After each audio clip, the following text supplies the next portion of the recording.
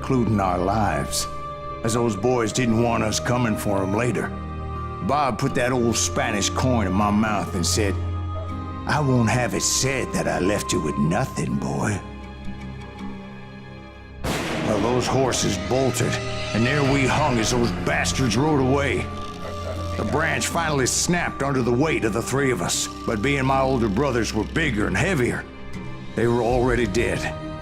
And right then I swore to myself that I would avenge them. Ringo you know about. But Bob eluded me, until I heard he was riding with the Wild Bunch.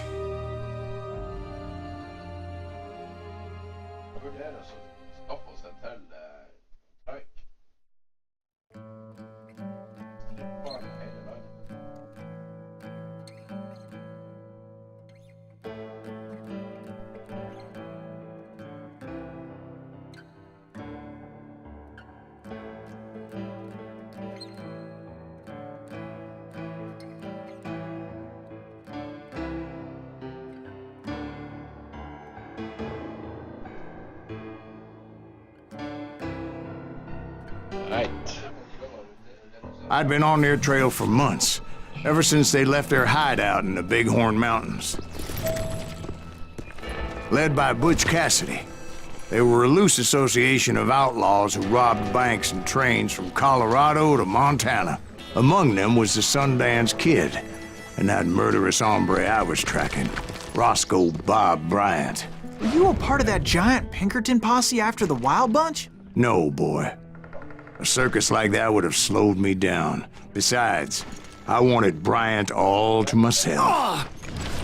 I'd heard about a large shipment of gold being transported to Wilcox, Wyoming on the Overland Flyer. I figured the Wild Bunch would likely hit such a treasure, and by God, I figured right.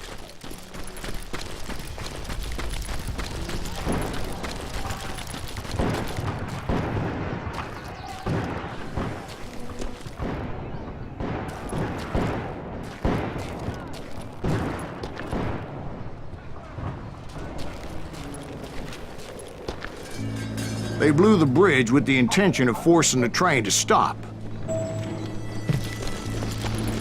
Well, I assumed the Wild Bunch was likely in the still intact part of the train high above. I was determined to make that sumbitch Bob pay for what he did to my brothers.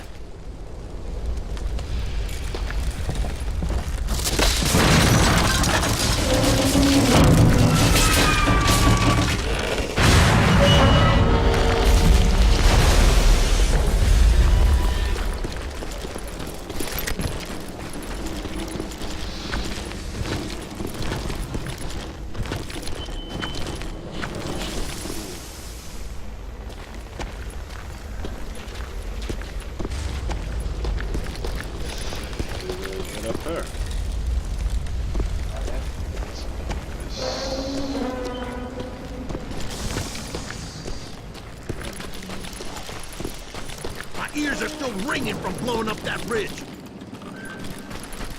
Well, I made my way off unscathed and came upon a few members of the gang and had no choice but to dispatch them. From there, I had to negotiate an even more precarious route. But first, I would need to get my ass out of there.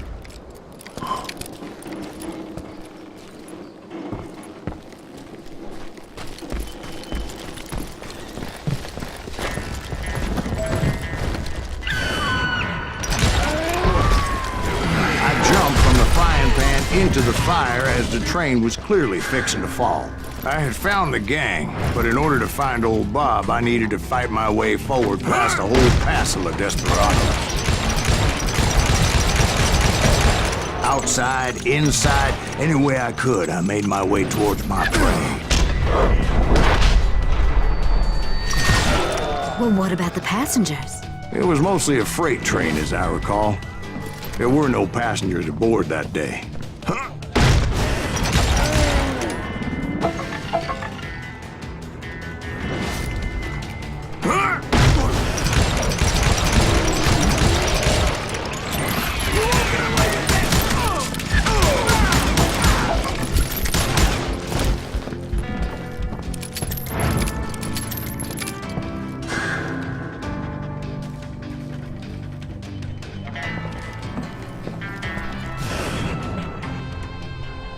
I mentioned before, I am not fond of heights.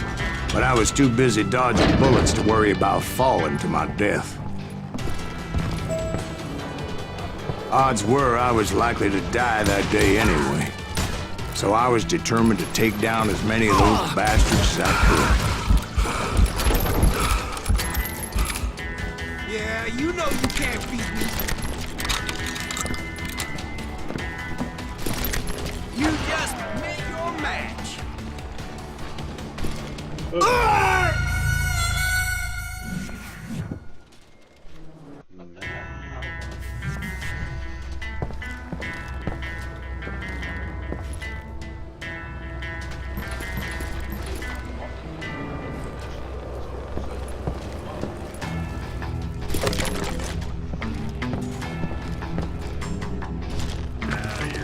At times, it was like shooting ducks in a shooting gallery.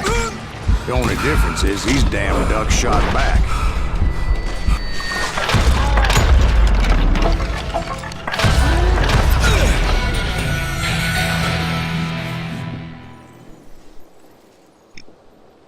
Bötbäck.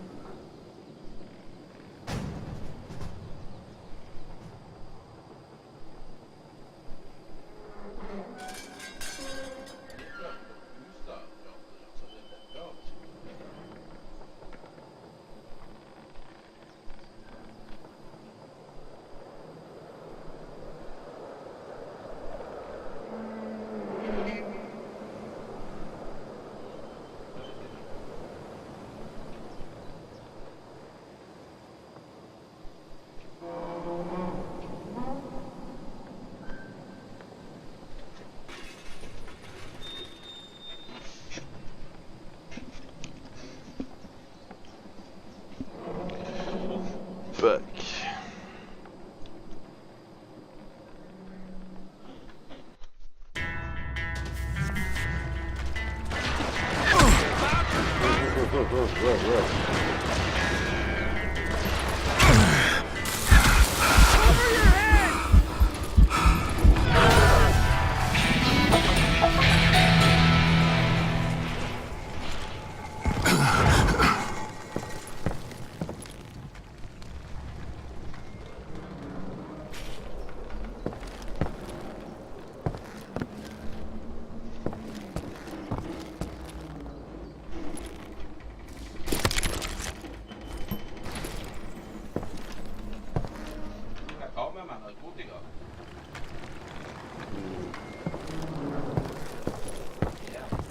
Where am I going?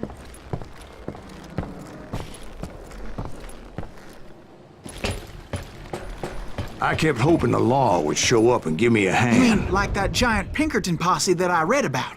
Did they come riding in, guns a-blazing to help?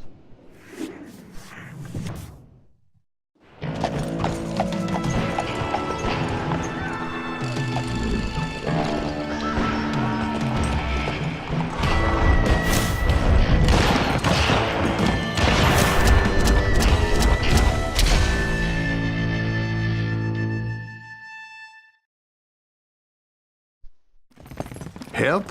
From the Pinkertons? No, son. I had to fight the wild bunch all by my lonesome, as usual. Who the hell is that? He's down or he's mine! Take cover! Retreat! Retreat!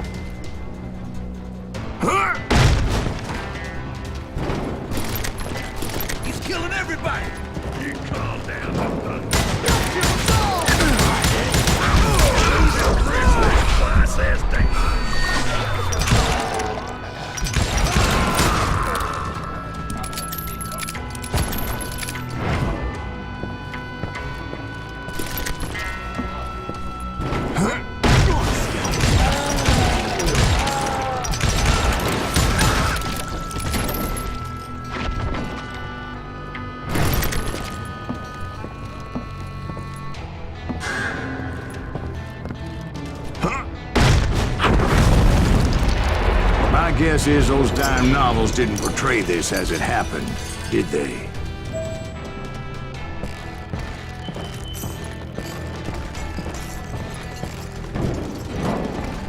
Only a few stragglers were left, and I had to cut them down pronto if I was going to stay on old Bob's trail.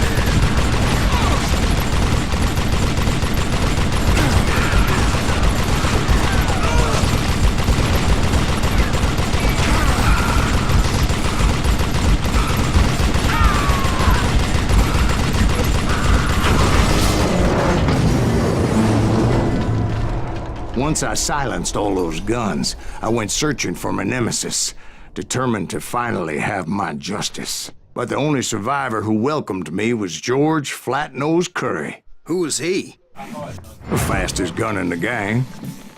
Right after Sundance, I mean. And Kid Curry, and maybe Elsie Lay. Though some folks might dispute that.